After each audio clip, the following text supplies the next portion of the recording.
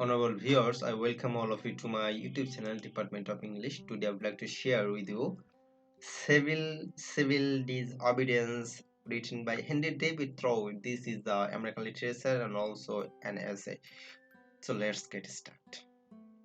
Civil Disobedience is Henry David Thoreau's masterpiece.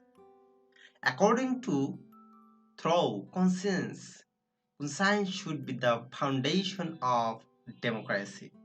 If conscience is taken as the foundation of democracy, it will be the best form of government.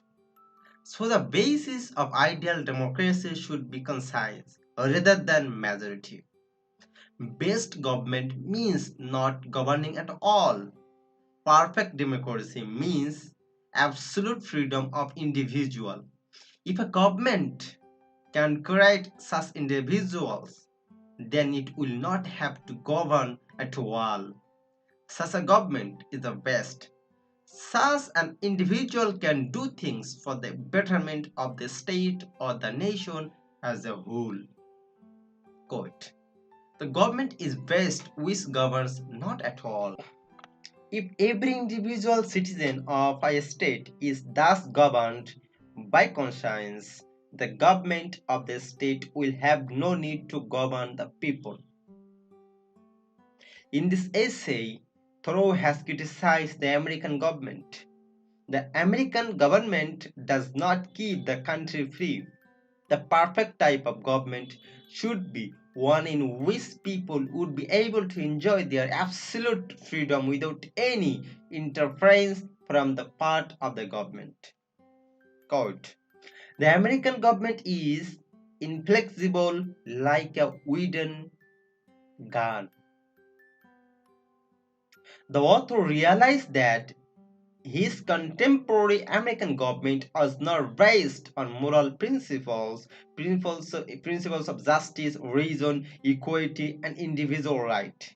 It was a state devoid of any such good principles, and so dishonest people grew rich by collecting money through dishonest means.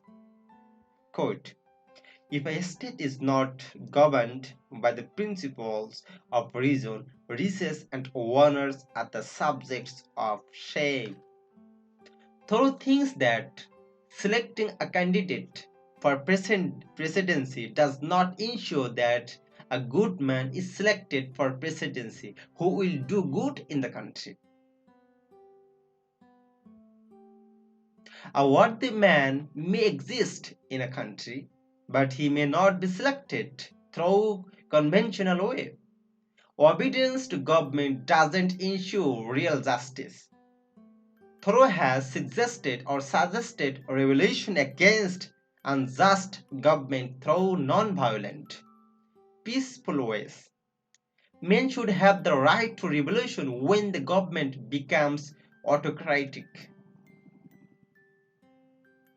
Quote, when the subject has refused allegiance and the officer has resigned his office, then the revolution is accomplished.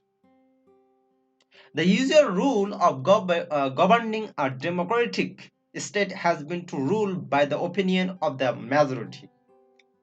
In a democratic state, the power is in the hands of the people. A man should not be mere instrument in the hands of law. A man is a man first, then a citizen or a subject.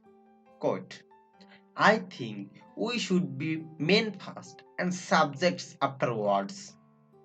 But if the rulers are immoral or fail to grant personal freedom, the rules should rather be violated through peaceful means. Worthy people should come to rule the democratic state. Through protested against slavery and the Mexican War and so refused to pay his poll tax. So he was imprisoned for not paying for poll tax for 6 years.